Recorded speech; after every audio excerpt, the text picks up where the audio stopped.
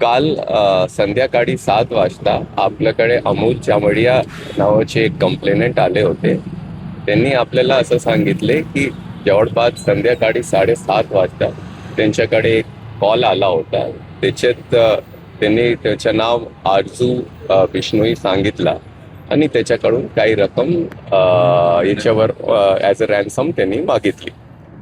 आपण घटनेची दखल घेताना तात्काळ त्यांना फुरसुंगी पोलीस स्टेशनला पाठवून दिले. किंवा सोबत घेऊन पाठवून दिले. जेव्हा ते फुरसुंगी पोलीस स्टेशनला आले, ते पोलीस स्टेशनमध्ये होते रात्री 8-10 दरम्यान. त्या दरम्यान त्यांच्याकडे कॉल आला की 4 राऊंड त्यांचे गोडाऊनवर फायर झाला आहे.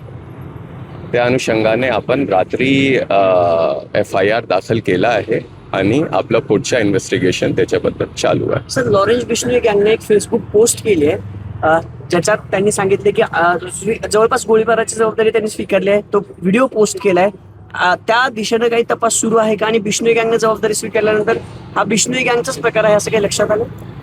हे तपास दरम्यान आपल्याला क्लिअर होतील की 100% आमच्याकडे पण ते तसा व्हिडिओ आलेला आहे. त्याच्यावर खात्री चालू आहे आणि एक वेळ खात्री पटल्यानंतर आपण नक्कीच सांगू शकतात की त्याच्यामध्ये काही खरं आहे. किती आरोपी होते कोण होता याच्यासाठी आपण अटक करू शकलोय का त्याला आतापर्यंत? कुठे किती टीम आतापर्यंत जे आहे ते आपल्याला काही त्यांची ओळख पटली नाही आहे. ते कोण होता, काय होता, त्याच्याबद्दल आपण चौकशी करतात आणि जसे आपल्याला काही माहिती होते आपण ते ताब्यात घेतले सर या प्रकरणामध्ये आतापर्यंत? नाही, आतापर्यंत कोणाला CCTV फुटेज तपासतोय, कुठल्या दिशेने गेलाय, कोण आहे याच्या मागं, खरंच पुण्यामध्ये ऍक्टिव्ह आहे का? जसं मी आपल्याला ऑलरेडी सांगितले की जसे आम्हाला याच्याबद्दलची पुढची माहिती भेटते आपण सविस्तर तुम्हाला सांगू याच्याबद्दल. सर, व्यापाऱ्यांमध्ये भीतीदायक वातावरण आहे. त्यांनी बिझनेस कसं करायचा पुण्यामध्ये असा प्रकार समोर येतोय. थेट दारावर येऊन फायरिंग करतोय, म्हणजे अर्थात धमकी देऊन फायरिंग येते. याची पूर्ण आपल्याला चौकशी जसे ते आला होता त्याची पण आपण तात्काळ दखल घेतली. FIR रजिस्टर केले आहे आणि याची पुढची चौकशी चालू आहे. कितीची काय खंडणी मागितली होती, अमाऊंट कळलं?